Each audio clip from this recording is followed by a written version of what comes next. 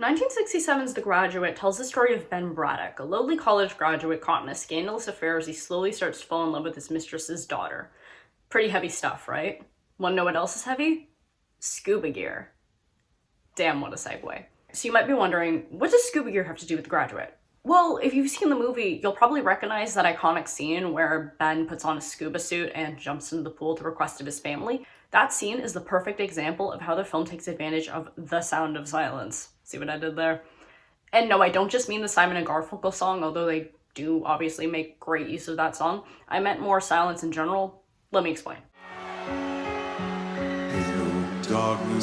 But first, let's set the scene. Some time has passed since Ben has returned home from college, and for his birthday, his dad gets him scuba gear and presents him in front of everyone at the party despite Ben's protest. There's a sense of dread on Ben's end, constantly wanting to talk to his father and not wanting to go out in the gear in front of everybody despite his father's insistence. In the beginning of the scene, the sound is very minimalist. There's no underscores, the dialogue is the main focus. The only sound effects are the clamor and applause of the people at the party.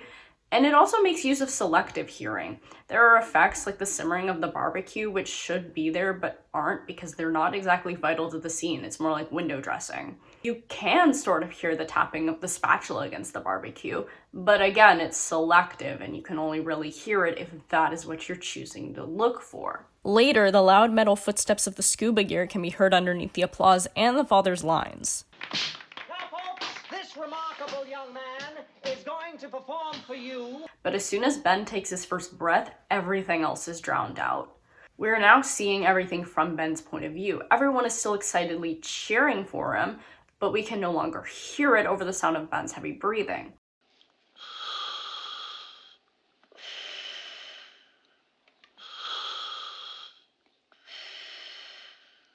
As soon as he goes under the water is when we start to hear other sounds again, aka the sound of splashing water, followed by gurgling noises as Ben just lets the water take him.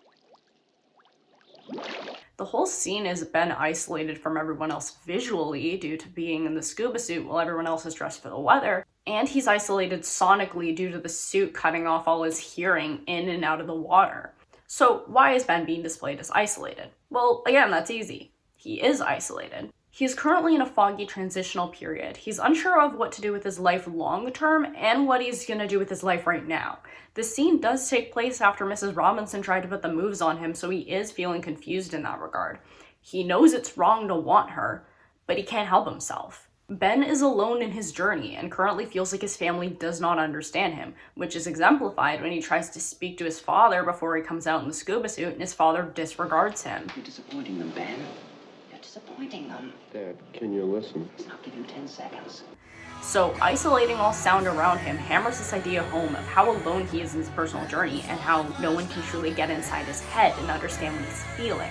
So, in conclusion, the sound of silence, no, I won't stop making that joke, in this scene is used to illustrate Ben's current plight in an interesting manner that not a lot of films really do, and that helps make The Graduate stand out as one of those films that really knows how to play around with its editing and sound design, which is probably how it's lasted the test of time so long because its content really hasn't aged well. But that's just me, I just think it's one of those films. Check it out if you haven't already, like there's definitely some things to really love about it in a technical regard. I just don't think its content is all that great, but you don't need to know that.